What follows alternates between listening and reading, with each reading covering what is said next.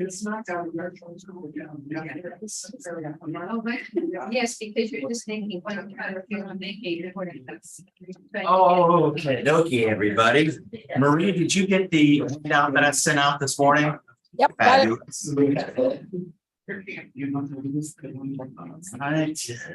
Right.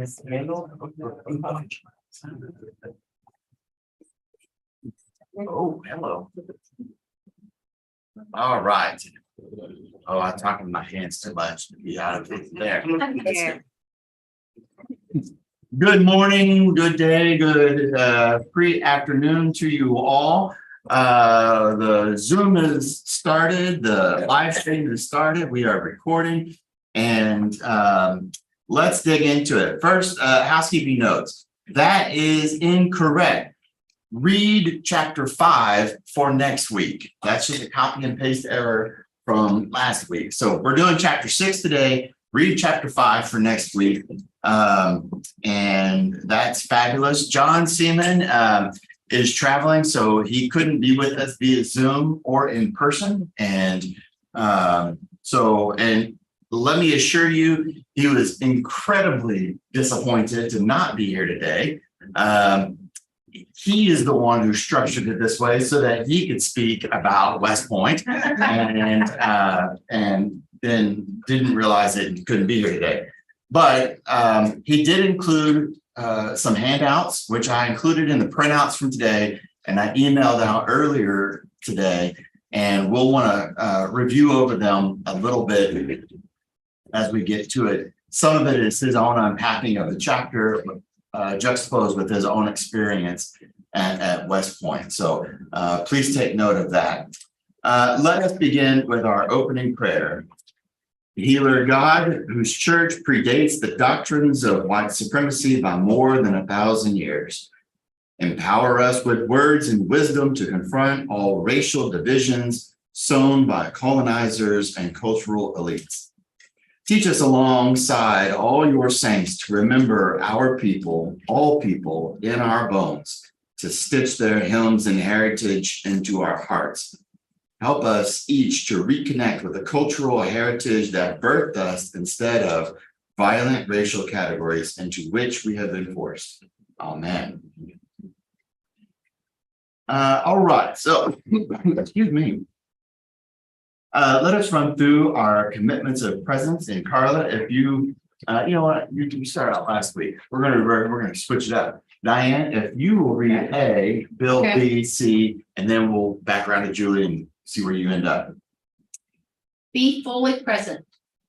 Set aside the usual distractions of things undone from yesterday, things to do tomorrow, and things impinging on the present through technology. Listen generously, listen intently to what is said, listen to feelings beneath the words, listen to each other as you would listen to scripture, attentively, mindfully, and open to the Holy Spirit. We come as equals. No person's gifts, limits, or experiences are more or less important than another's. Choose never, share or die. You will be invited to share stories, but you will be determined the extent to which you want to participate. No fixing. We are not here to change someone else's mind or fix them. Suspend judgment. By creating a space between judgments and reactions, we can listen to another person and to ourselves more fully. Turn to wonder. If you find yourself becoming judgmental or cynical, try turning to wonder. I wonder what my reaction teaches me. I wonder what they are feeling right now. Practice confidentiality care. What is said here stays here, but what is learned here goes out. Welcome discomfort and dislocation. Move against an instinct to construct a mental space of safety or to check out. Love the questions themselves. Let your question linger. Release the compulsion to answer them or have them. Very good, very good. Let's start off by looking, gosh, another copy and paste error. I chose the wrong date. Did I choose the wrong date? I did. My gosh, I'm sorry. If you look at A chapter, I chose the wrong time. It didn't matter. It's not like I followed those questions all that much anyway. Let's talk about Sigil's experience at West Point. Both he had was there twice in his academic career, in his career as a professor. And so the first was for, I think, a 3-year stint, and the second was for an 8-year stint. And that is what really began. Hello, Jim. There is a handout here as well. That is what began his, it was during his second stint at West Point that began his investigative curiosity about unpacking Lee. So as you've read through the chapter, how would you say at a large perspective that chapter flowed? What was it from, what was the idea, the main takeaways from chapter 6 that you noted on how it flowed? He went to a college that idolized Lee and put him above everything else. And then he goes to West Point. And it's the same thing. I mean, maybe more so. That Lee is the man, the only man. Right, so he went from a place where it was unquestioned Mhm. to another place further north that was also unquestioned, Mhm. where it was celebrated his general of the South leadership. But what was, anybody remember what they said, his trivia question for his tour, when he gave tours to prospective student cadets, he gave them a trivia question, that there are all these barracks and only one is named after a general. That was the Right. colonel. The lieutenant colonel, Lieutenant Colonel, yeah. Lee, Robert E. Lee, right? Except that he was ranked up with all of those other generals because he was a general in the Southern Confederacy. But even in giving those tours, Ty Sigil did not think to question, well, why is Lee being elevated? Well, he was a general, but he wasn't a general in the, as he called it, the regular army, the U.S. Army. What else were some flows or some of the main point that Ty Sigil was wanting to elevate during this chapter? I thought it was interesting that right after the Civil War, West Point did not memorialize any of the Confederates. So for the balance of that century, it kind of went away and then had a resurgence. And it doesn't really explain why. Well, he does. He just says it was tied to their admission of Black cadets. Yeah, so anybody else got a perspective on that? You're right, he absolutely named it. Like they absolutely, in the balance of that century, we were going to be doing no memorializing or elevating those who were treasonous traitors to the United States. Right? But all the statues and memorials everywhere else in the country started at the same time, like around 1910. That's when all of a sudden they got together and we really didn't lose. We need to put a bunch of stuff up to remind people about the Southern cause and that we were So not let's, losers. yes, no, you're right. You're right. So let's tie all this together. There is a correlation. Mhm. And what is that correlation that he's trying to present or make out in the book? Well, it's the end of Reconstruction. That all came to an end at the same time. So end of Reconstruction. What else? Jim Crow. The beginning of Jim Crow Was that when when was the Great Migration, when so many of the Black Would be people during- went from south to north? It would be during the early 1900s. So the Great Migration. What else? World War I, and their need for more troops early in the century? I'm not sure about that. And the correlation of the rise of all of the monuments and the memorializing of Lee and the establishment of the Civil War mythology and why it was for states' rights versus slavery, you know, the rewriting of textbooks, all of these were happening in correlation to this idea. There's one other part here. Think about education. Brown versus. Right, so integration of schools and the integration of cadets at West Point. So what he was, Integration of cadets at West Point. I don't remember the name, the date that he gave it.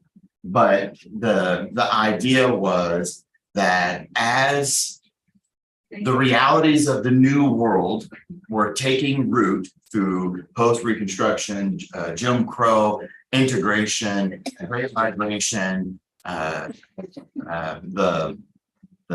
inclusion of African Americans in West Point, coalesced with that, juxtaposed with that, correlating at the same time, at the same level were the memorializations and the statues. So yes, I think he noted that in his historical research, as West Point got its first African American or first Black cadet, there began the first memorial. And then as there became more, right? Remember you talked about the Black class where they had 5 cadets. There became more, or the establishment of the UDC, Union Daughters of the United Daughters of the Confederacy, began to set up a grant in the prestigious Mathematics Award named for Lee. Yes. Yeah, is that right? Yeah. Yes. So all of those things were correlating, and as the realities of the new world post Civil War, moving towards civil rights began to grow, so did both in the South and at West Point the correlation of these memorials and the statues and just a perpetual reminder of I wish I knew the right words. So this perpetual reminder of the way things used to be. And I think about the sword. So, and the prestigious mathematics award, right? If you were the one who received the mathematics award, you would be given this sword, and etched on it, engraved on it, was the cross flags of the United States and the Stars and Bars, the battle. And for Ty, you remember what he said? What Ty said his problem with that was? Here it was, this prestigious honor being elevated at West Point that had the symbol of traitor and of these traitors and treason, this battle flag of the traitors emblazoned on the sword with it, that you would have in your office as a token of, look at what I accomplished. And you would have that little battle flag, the Stars and Bars on it. It carried with you. That little bit was just always there in the background. Even the placement of what? The placement of where the memorials were, or the portraits that hung in the buildings. Where were they? How were they purposefully placed in the buildings or on the campus? Remember? Grant was on the north wall and Lee was on the south wall. That's right. So they designed it and placed them in places where where they would geographically have symbolically been held. It's, What's that? it fits. Yeah. Yeah, that's it. I don't, help me with this one. I don't kind of see, I'm not getting the connection. So we're saying that when Jim Crow comes along, Reconstruction comes along, segregation comes along, then here comes the Confederate remembrance with statues. This, I'm not getting the connect, because in essence, if you're doing that, in simple terms, it would be, I want to remind you that we had a cause and we don't support this. I mean, that's a crazy thought, because why would you want to do that? But why then? What's the connection? Why all of a sudden these monuments come up when, because of the things you're saying? what was the purpose? Because did they think that they had forgot? They forgot the cause of the South? I think they wanted the African American students to feel uncomfortable. Absolutely. They wanted to make sure that they knew that we don't really want you here. You're not equal to us. So Diane, the answer is the first Black student who actually graduated from West Point entered in 1932. Okay, thanks. So But when they had this, I mean, the controversy with Jason Aldean's song. Let me back up and this week, let me just unpack that. It's pop cultural stuff that might not have landed on everybody's doorstep this week. Jason Aldean is a country music star. He was the one who was performing at the Las Vegas concert while the shooting took place, as the shooting took place. So he was the one who was on stage performing during that massacre. And as tender and emotional as that was, and horrible as that was, he released a song and video this week about. Try this in a small. I think it's the title. The title is like "Try This in a Small Town," and it's in the essence of his song that he released this week is, if you're gonna protest against the police, try this in a small town, and we'll there's all these allusions to, we're gonna kick your ass if you try this in a small town. The good old boys will come out with the ropes and chains. it's a connection there. In other words, that's telling you, okay, be careful. Don't think that you can go too far with this. Right. We're still here. So that has been just this week, that has been a big explosion of it lacks sensitivity, it lacks awareness, it lacks acknowledgement of time and place. And I think coming back to what you're saying, Bill, I think that the elevation of that was, I think there was some true legitimacy to how do we memorialize our scores of Southern families and friends who died. Maybe not to glorify them, but I'm sure there was this emotional, how do we recognize these people who died? Yeah. But at the other side is, how do we put these tokens of these idols of symbology in our culture to remind folks, or to kind of be that constant burr in the saddle of we surrendered, we didn't lose. We're the ones who came to the end and brought peace to the table. But we've also lost slavery. We also lost, and so because we've lost slavery, we're going to do these other things. And we're going to find, that's when we're rewriting textbooks, that's when we're putting the statutes out, that's when we're writing all of these new laws. The explosion of the Ku Klux Klan during the early 1900s, the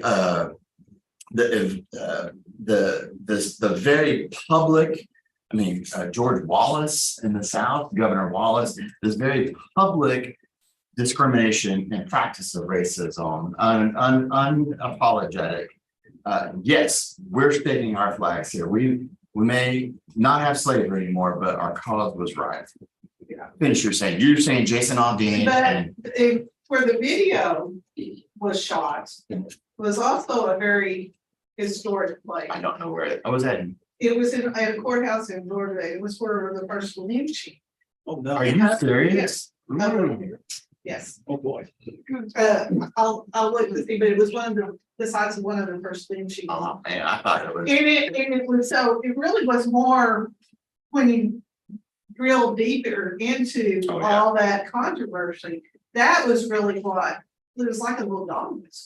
But the director of that video said he did not know that that's where these lynchings took place. And it is iconic for a number of movies and other videos and stuff. And I think people were unaware of its history. Sure. And that's, I'm gonna tack on to that, and that's some of the history that needs to be put into our history books so that we are aware of it. Yeah. Well, I think As hurtful as it may be. yeah, well, I think I love the idea, and I'm glad you shared that, Kitty, because I didn't know that. And Roxanne, I didn't know that about. I thought it was actually Jackson Square in New Orleans. It looked like, you know, it looked like New Orleans, which wouldn't have surprised me because, you know. But all that being said, I think as you travel the Southeast, you do not travel anywhere or recreate anywhere in the Southeast that isn't blood, that hasn't been infected with, and you don't travel on any of that ground that hasn't been infected with the blood of slavery. My wife and my son, a week ago, they went to Uncertain, Texas, Caddo Lake. It's on the border between Texas and Louisiana, and there's a swamp there. And they went on an overnight trip to go on.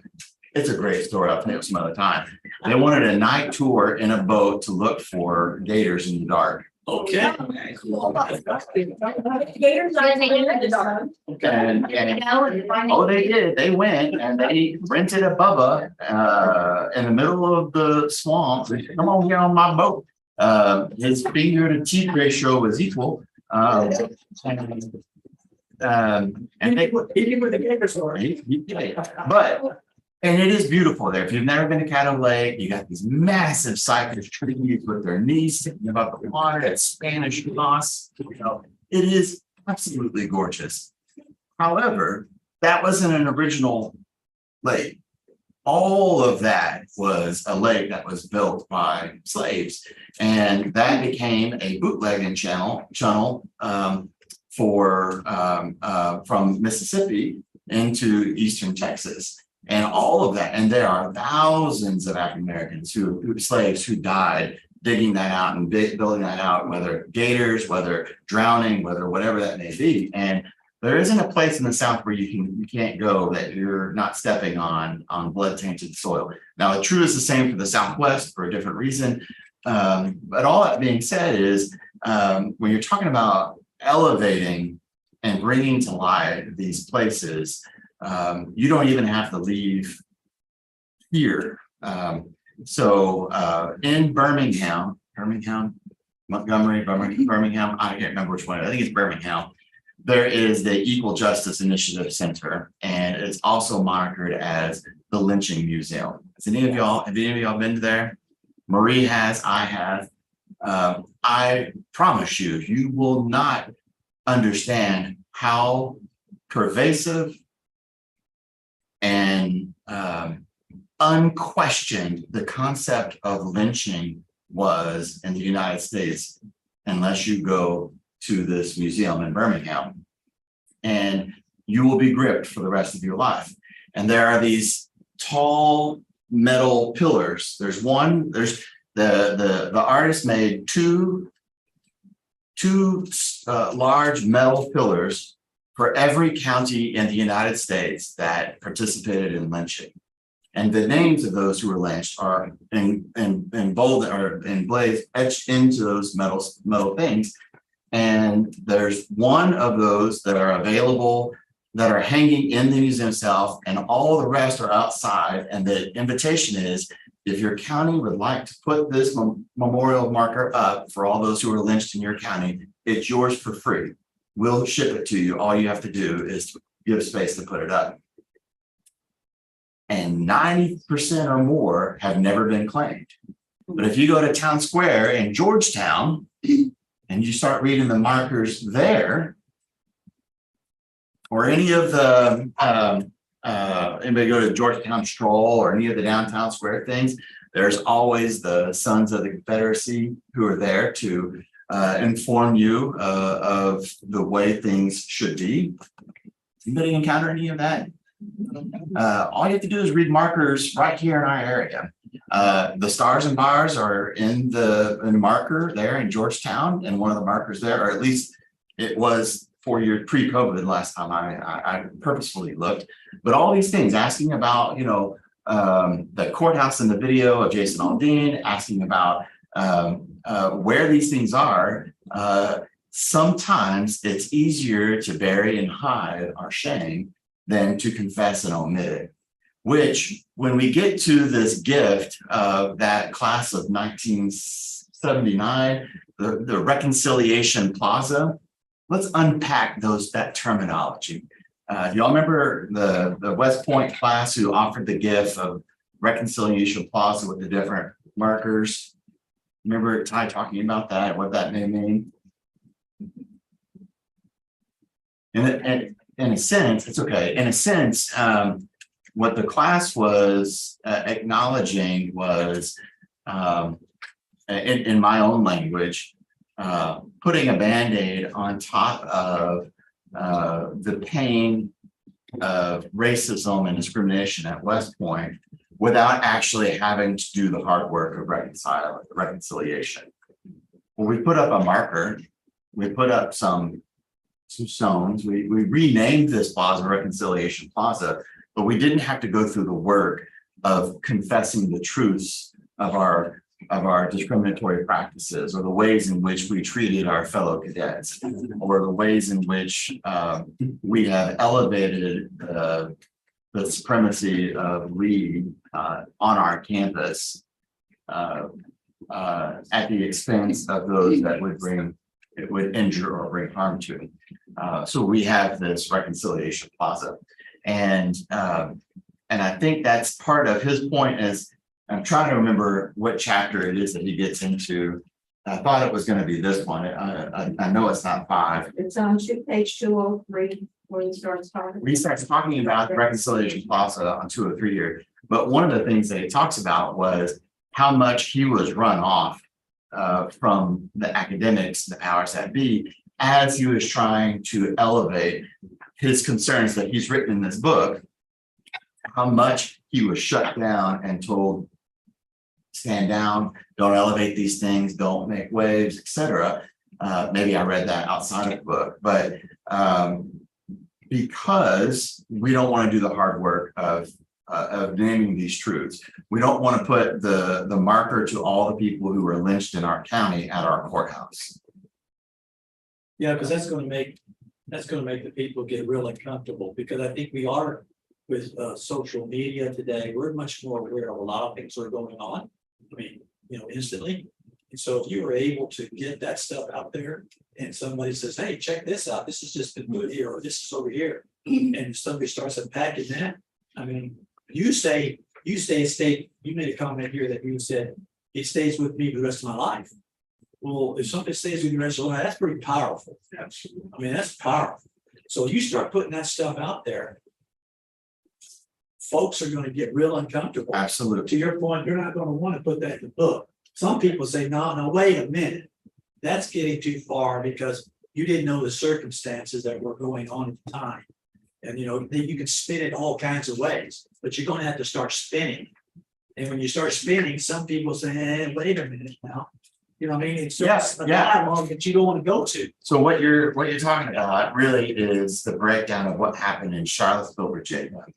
There was going to be the removal of a statue. Oh, yeah. And that is what got out and caused a rally, Unite the White or whatever that was. Yeah. Right. So that's exactly what you were talking about, and what could have been missed in the opportunity there. And because of social media, is a process of educating our community as to why we're removing these statues. We've made the decision to remove it. Now we go through a process of educating the community and talking about the why and the reconciliation, how we heal from this, the impact that its presence still has, etc.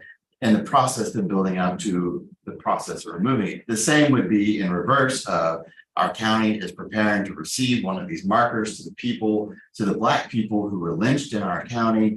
And we're going to have some community events to unpack lecturers, etc., in preparation for receiving it as a path towards healing, confessing, owning the past, but also as a process towards healing and elevating those names over and above the names that we have already glorified, which were persons who were purveyors of racism and discrimination.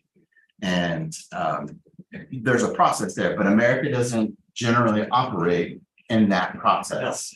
You also have all those people that no matter what process you did are not going to believe it. I mean, That's these are the correct. people, you know, that wear the white robes and everything like that. You're not gonna sit and have a dialogue with them and say, I'll tell you why we're taking down Robert E. Lee statue. Correct, It's divisive and of course it's divisive. That's why they want it there, correct. to make sure that the people that might And think otherwise you're are. right, and the very same on the other end, on the polar opposite end as well. You're gonna have folks that you can never say anything that will cause me to believe that there's anything to be said nice about Robert E. Lee. Doesn't matter what you say, right? And we're gonna have this. I have thought about that with this community, with our church community in that regard, and if we are going to explore down a path, then we're going to institute a program where we can grow together down that path. And yet there are still those who will be on these other sides. It didn't matter, they're not gonna want to participate in the conversation, didn't matter, their mind's never gonna be changed, and they're not gonna want to talk about it because they're here. But the bulk of where we are is folks who are willing to be faithful, just like all of you sitting at the table. And whatever volume of opinions we bring into this room and online. We're doing it in a sense of fidelity to God and to our relationship with each other. And I think that's what Ty is getting at here is that we're in a very we're in a military run, top-down system. This isn't the opinion of the masses is not to be considered. Right, but then also, what was one of the other elements that became a huge problem for West Point by the end of the 1900s? For them to operate. Federal funding. Thank you. Yeah, money. And the fact that to make certain acquiescence either to the government or to the United Daughters of the Confederacy could infuse some money into our institution to allow us to accomplish some things that we need to be able to accomplish and to stay viable. We might acquiesce. Some might say we might sell out. And honestly, you think about that's not just West Point, but many institutions operate that way. In order to receive the funding or to achieve a grant or et cetera, we may have to soften our views on X, Y, and Z. But once you sold your soul, it's kind of hard to get back. It is so, yeah, I don't know if you heard that. Once you sold your soul, she said, it's kind of hard to get it back. It is a process. It is a painful process of owning the truth and confessing those truths, lamenting those truths. And our American society just isn't generally positioned to admit when we're wrong about anything. Yeah, that's right. An American acceptance. Right. We want to stay focused on how exceptional we are, which we are in many ways, but we want to just not even talk about, not even think about, no breath of anything contradictory to that. That's kind of our go-to thing. And I think we're seeing that playing out right now in our state legislature of we don't want to have anything, we don't want our children to ever hear a breath of anything negative about anything that's happened that's gotten us to where we are today. It was all exceptional and great. And you know, we know it because we look around and see how great we are right this minute. And the idea that there was anything dark that ever happened, let's just not talk about it. We don't want to talk about it because it will make our children feel bad. That's the truth. It is the truth, but when you say it that way, it's just like anybody listening to that would go, well, you know, maybe they need to learn a little bit. Well, let's Are strong. let's play. Yeah. The children are as strong as the adults around them allow them to be. But let's maybe push on that a little bit. And try to take the perspective of the ones who are saying that. Let's try to understand a little bit more of the perspective of the ones who would say, we don't want anything that doesn't promote exceptionalism. Where might that be coming from? What might be at the root that would fuel that impassioned sentiment. To the point that they're coming to our libraries in mass, and they're coming into our societies in mass, and they're running for our trustees of our school boards in mass. And where might be the root understanding of where that might be for them? I've got to go with the fact of power. I think once that you feel that you are kind of empowered and you do have the kind of the lay of the land, and it's kind of under your control with your group of believers, and it gets you certain things in life or in legislature or government. That body of people that have like mind thinking, like mind voting, then my constituents, my group, my fraternity, however you want to put it, like-minded. If you feel that you're ever going to lose and start losing ground with your constituents or your believers, that's what comes to my mind. First off, is they would not want that to come into play. So the fear of losing The power. fear. So now I want it to stay this way. I don't want these kids to know this stuff. Because if they know this stuff, the next generation might start saying, well, remember what, yeah, that's power. That's What else might be at the cause of why that mentality is surfacing, Roxanne? So I was an educator. I taught middle school and I also taught preschool. And I went to a wonderful conference, and the gentleman that presented it said, all parents want out of a school, truthfully, all parents want out of their school for that child to be safe and that child to be happy. And anything that doesn't make them safe and anything that doesn't make them happy upsets parents. And so I think some of it is, you're gonna have that kid that's gonna be upset, that's gonna come in and say, Mom, this stuff was ugly. Oh, yeah.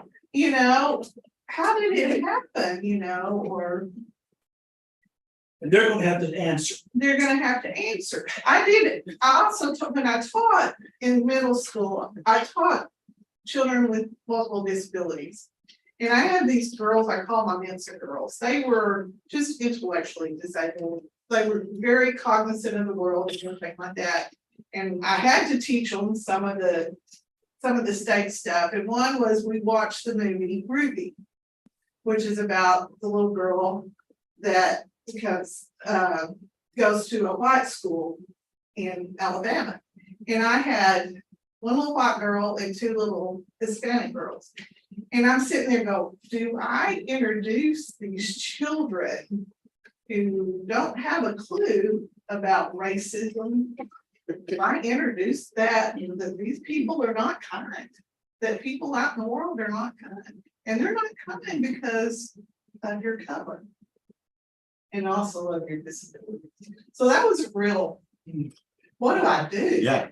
Well, I think what you have, especially in the last decade in publishing houses, are a significant volume of children's literature to help unpack and address either body image related to your race or the cultural aspects of exclusion based on skin color.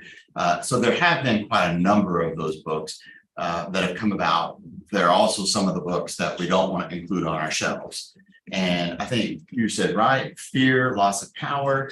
I think adults own fear of having to explain, right, their own inability to be able to articulate what happened, right, at a level that elementary or middle schoolers could understand, because they themselves aren't quite sure how to explain it to themselves or unpack it to themselves, or to even face the realities of it themselves. I think a sense of shame that this was a part of the world that certainly Ty's dealing with that, right? He comes out of this world. If there's anybody who can understand what might be at the root of this line of thinking, it would be our author. And the hard work, it requires time, attention, and hard work to do some of that unpacking. And if we're not willing to do that, we may sense that there's something wrong about it. But our shame prevents us from, let's just patch it up and move on. Let's just stop talking about it and move on when hurt still exists. So Roxanne and I get into a fight and an argument. I'm gonna pick on Leon. Leon and Roxanne get into a fight and an argument. I don't want to be on the bad end. And Well, that advice opinion then already. Leon and Roxanne get into an argument. Oh man, it was bad. Leon done wrong. He done wrong. And they hadn't talked to each other for 3 days. The house has been cold. And Leon comes in and he says, well, it's over. Let's get back to normal. And Leon takes offense that the hurt that Roxanne felt has not been attended to, nor has the factors that led to Leon's offense been addressed. So that it could happen again. We've just said, well, we'll just patch over it, we'll forget it and move on. And now that's an incredibly oversimplification, but as a nation, there's some parity there, and a common sentiment that we will. I've heard it at this church is racism's over. It ended in 1965. We've elected a Black president. What do you mean? There's no more racism. So these are the things, yes, that are public facing milestones, of course. But the nation itself is, I think, probably now closer to unpacking and facing and admitting some of the realities of those truths and correcting them than we had been now for 100 years or more. I think people have gotten more outspoken, like the people that have called CMT and said, let's take this and all these video down, and these are the reasons why. I think people are more outspoken that, no, we're not gonna gloss over this, we're not gonna put a Band-Aid on it. No, it has to be, something else has to be done. Right. So there are more mechanisms to be heard than before, whether it's social media or just simply the voice and public is being heard. And you Yeah, saw just the wave just keeps getting bigger, to your point. I mean, if you let that go out, like they're doing with the video now, well, if you have the libraries got good books that kids can read, possibly. We have Will, who's in education, he kind of snickers on basis. I don't know how many dad guys go in and ladies go in, girls go in and read these books. They're making a huge, piece out of it. But there must be fear. There's got to be a little fear in there, right? That we want to go on. There was no argument.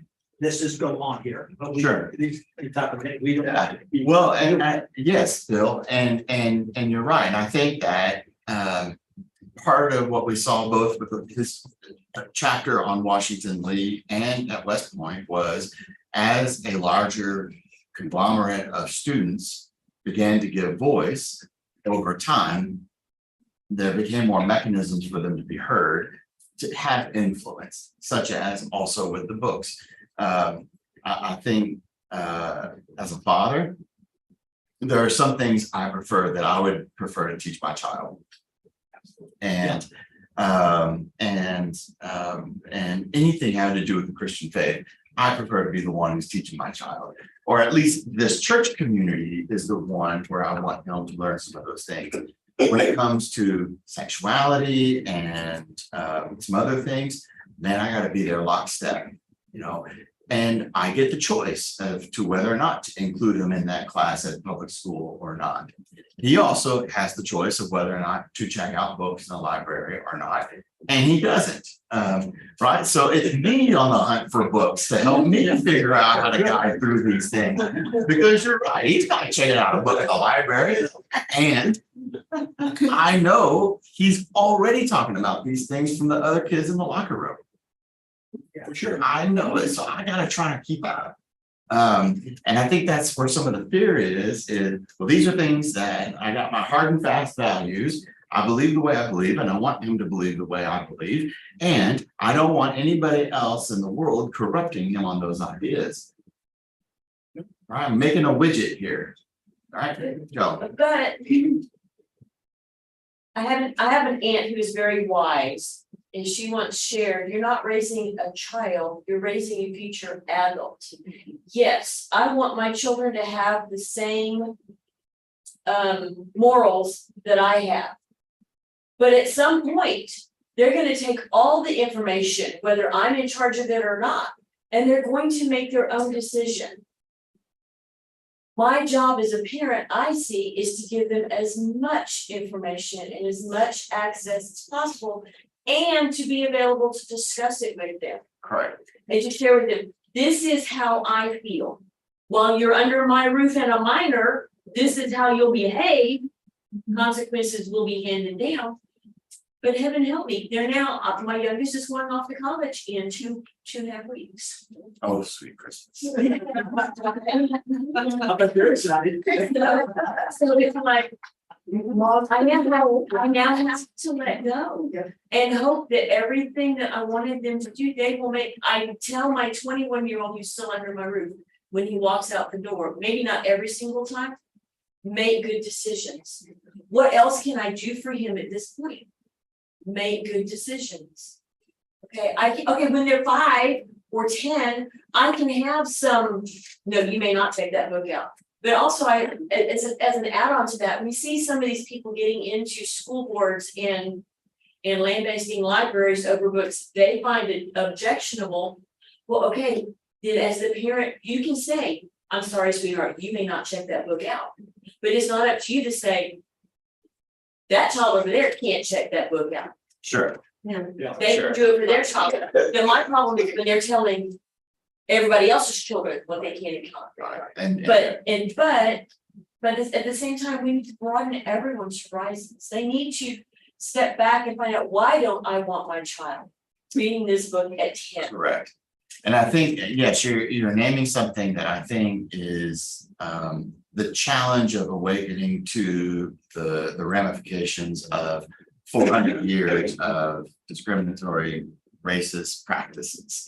And it is not something that you just flip a switch and now we're all not racist anymore. There is all this unpacking that has to be intentional as we're going through. And I think that becomes some of the challenges and why we get material like this book. Go ahead. Go ahead, Bill. I've got to say this because it's a running thing, the family, of all the family and my sister and other children, it's a real family. Is that we have Will and Chris, and so it gets brought up every once in a while.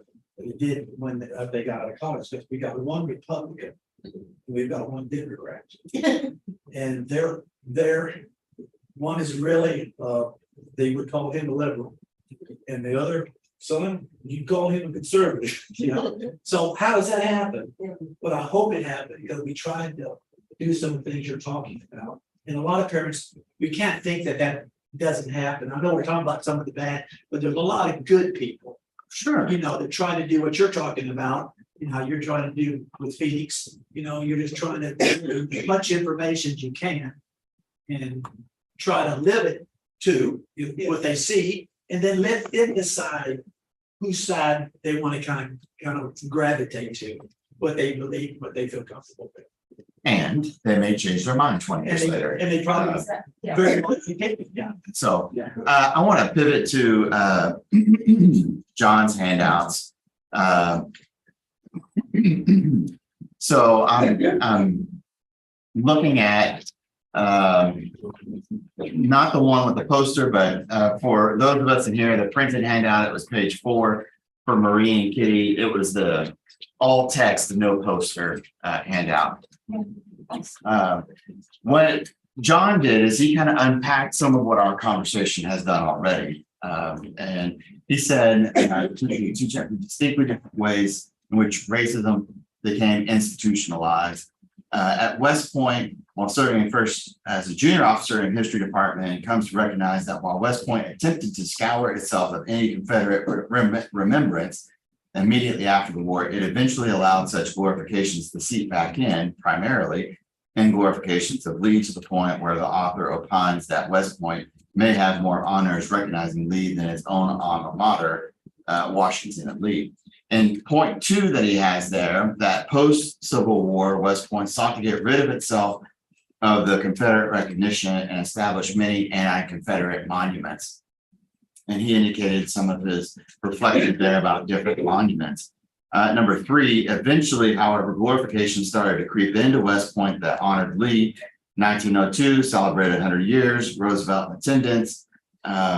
They also had Longstreet, class of 1842 attend. This began, this Longstreet character, anybody remember him? He was one of Lee's lieutenants, but was seen as a post-war traitor by the South for his support of racial equality. So he was known as a scallywag in the South, and came and offered a speech at that ceremony that acknowledged what had been wrong, while at the same time trying to soften the edge of those who led in the wrong way. John goes on to unpack a number of things. I think, let's see, did he include about, I don't see it that he included about Nixon when Nixon went there. And Nixon, remember, said, well, there needs to be a monument, you know? And do you remember the motives for President Nixon saying that there needed to be a Confederate monument at West Point? To keep The election. Yeah. So that he could win. So Nixon himself wasn't paying attention to the ramifications or what that might culturally mean or subliminally convey. He simply wanted to get votes. And what was the superintendent's challenge and problem at that point? Was if it's an order, then he has to do it. And he helped to be able to convince Nixon that you might rethink this, and why. African-American students, cadets, banded together. Yeah, and it might not get you what you think. It might end up in a complete. Yeah, with what was going on at the time. During that time. Correct. Oh, boy. Correct. And the bottom of that page says the author closes by saying that any efforts as of the writing of the book to rename memorials and honorifics to Confederates at West Point, and there are a few not named Lee, has been put on hold. John says, I will reach out to some of my classmates still serving as department heads and see what the status of that is. In light of the Army's program to rename Army bases that were originally named for Confederates. And we'll take up that conversation more next week for sure. John's other handout that he sent was these West Point posters. John writes, as an addendum, at the first class we had, I mentioned one of the reasons why I decided to go to West Point was a poster put out by the Department of History, the one immediately below. Look, the one immediately below. Look who is front and center, figured most prominently. Even though it looks like he is in post-Civil War civilian clothes, but maybe not, it's still gray. I went to look for this poster to show you all, and I found a few modern ones which honor specific wars, 1, 2, Vietnam, and services astronauts. I think, again, you begin to see the growth both in diversity of persons who were being elevated as leaders within the military, but also gender as well, and in the various ways in which graduates of West Point can contribute at a prestigious level. But what he was highlighting there was that top poster with Lee front and center.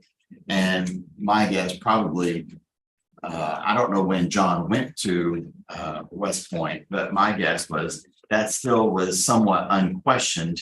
Late And- 80s, about 30 years, late 80s. Right, that it was still somewhat unquestioned. Like I experienced, oh, that's just Robert E. Lee. He was a general.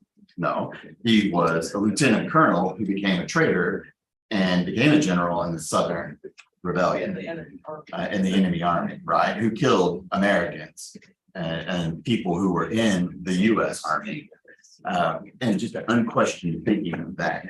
I don't know about y'all, but I was a child of the eighties and I can't tell you how excited I was, how much I love the Dukes of Hazzard. Right, with General Lee, red, orange Charger with the stars and bars on top. I wouldn't have known anything else, you know, and even they made a movie in the early 2000s. Jessica Simpson was Daisy Duke, and even that orange Charger had the stars and bars, you know, 20 years ago. So these were things that we are still seeing evidences of, that much like the courthouse, you know, either we just in ignorant in the definitive definition version of what it means to be ignorant, and not in the derogatory way. We just may be ignorant of these places that are realities. But as the author even started out in the very beginning of the book, there is still that ideal of the Christian Southern gentleman that is upheld in a bunch of this. Yeah. That is seen, it is an ideal, it is not I won't say it's a good ideal, but there is an ideal there that is still revered. Sure. If you look at I recently watched North and South. It's like a 6-hour movie. I don't know, it's stupid long. Patrick Swayze as a Southern gentleman who goes to West Point and meets a buddy who's a Northern gang.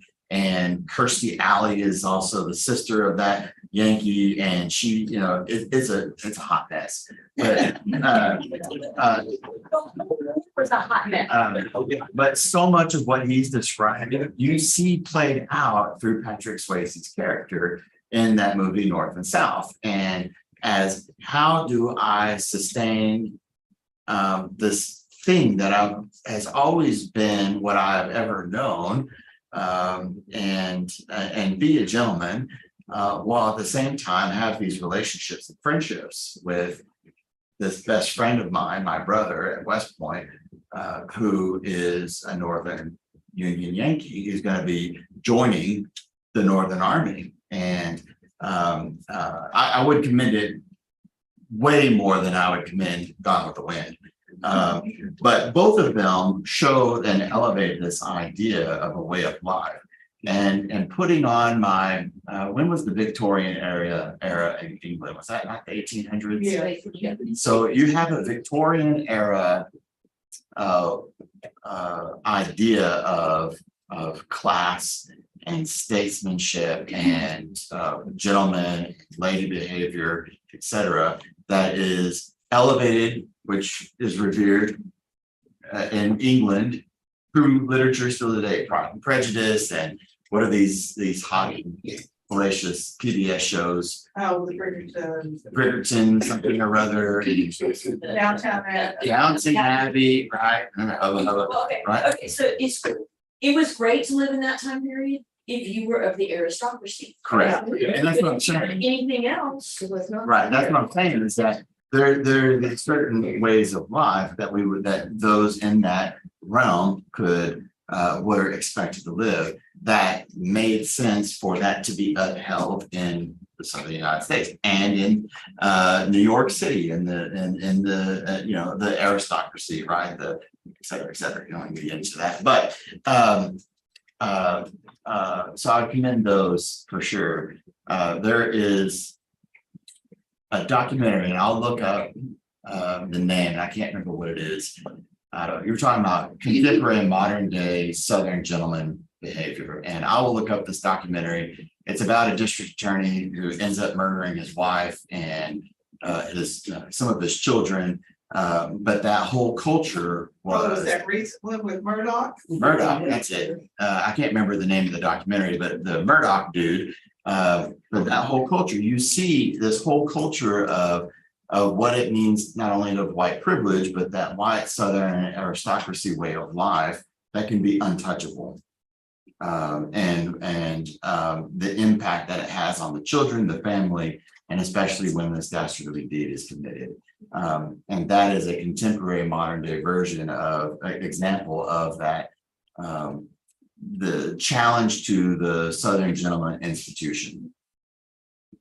But I think, just thinking more about, what's behind all of this, I think at a pop culture level, like you're talking about, these silly movies about, with General Lee Carr and all that.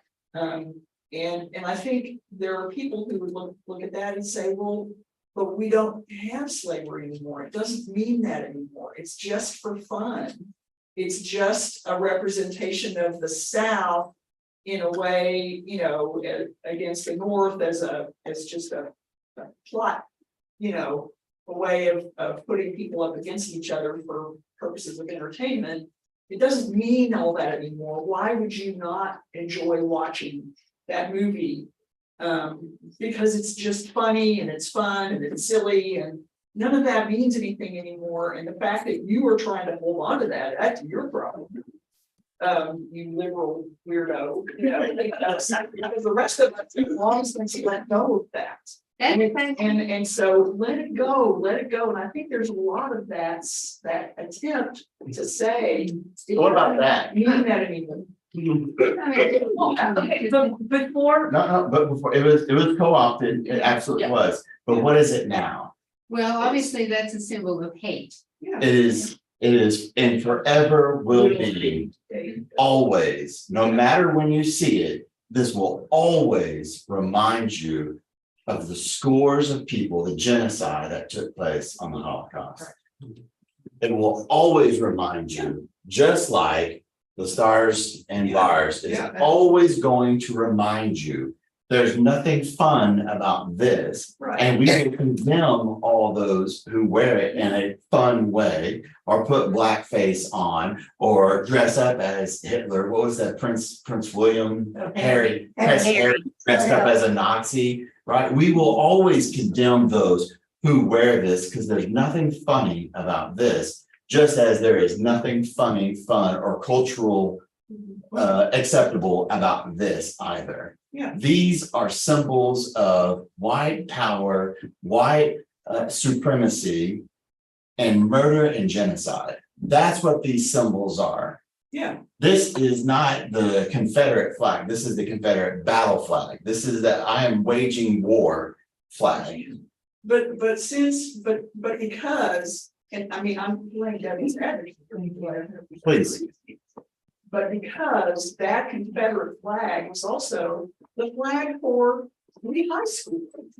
Their football team and their band and all of that. And Georgia, Alabama, And they would argue, there were a lot of people who would argue, but it didn't mean that to us. All it meant was, and all it meant to me from the opposite side, from their opposing high school was, oh, that's that other high school. Yeah, didn't mean it anything stinks bad. that you lost that symbol. It stinks So, for the Egyptians who had the swastika as a part of their cultural identity before it was co-opted.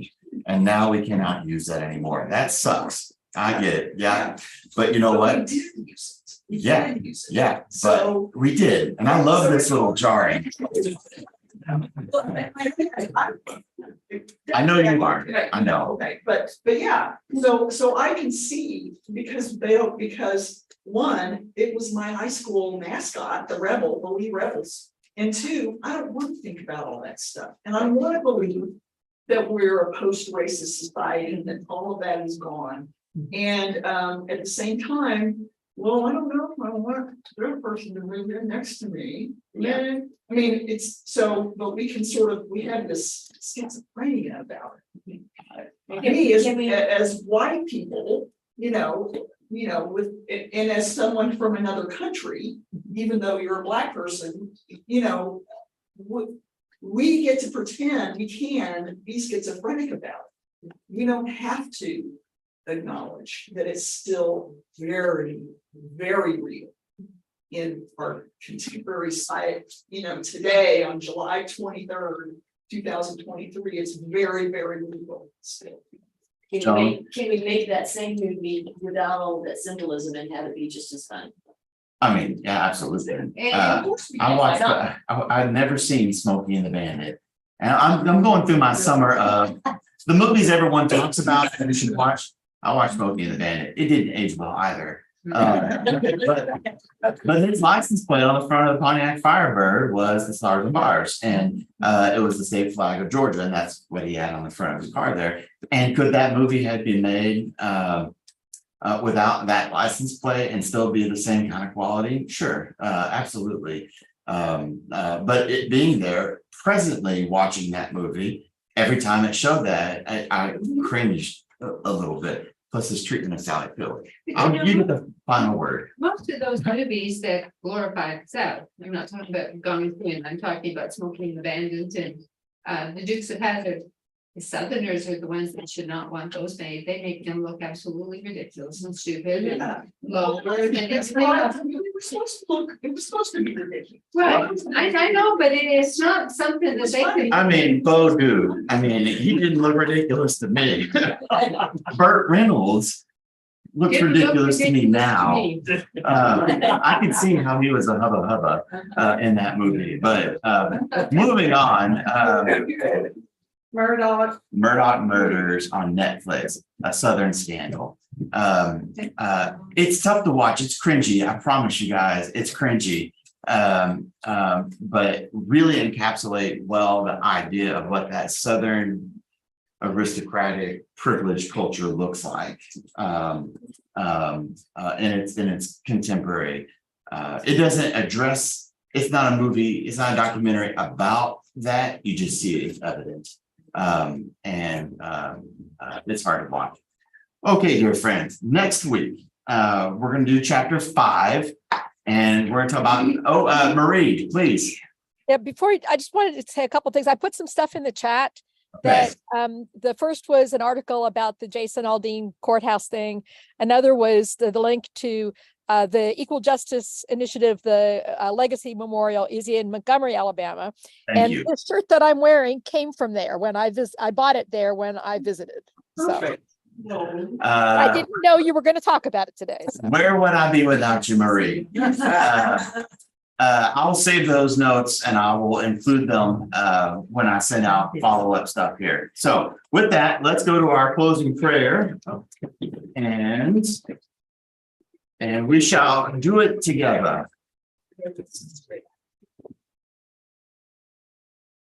Divine organizer, whose light and life saturate our world. Through you, our very bodies are animated and agitated for justice. Soothe us, center us, and drive us forth from comfort to do the work of your people in the world. Though we may face the tools of the devil and bear the scars, excessive force, or unjust weapons, do not let us be overcome. Let us not be at peace until there is justice in our midst, that we may bear witness to the transformative power of Jesus Christ today and always. Amen. Amen. All right, thanks, everybody. Good job. Bye, adios. A couple of weeks ago, Josh brought up this book by Desmond Tutu, and I bought a copy at Half Price Books, a couple of weeks back. It is used. I'm willing to share it. I have not had a chance to read it, so if you borrow it, just get it back to me eventually, because I'd still like to read it. That's the No Future Without Forgiveness by Desmond Tutu. And I didn't remember then. I remember the next day I had bought a copy of that book for our church library. So it's in the church library. And now you know. But if y'all want to borrow my copy. Thank you.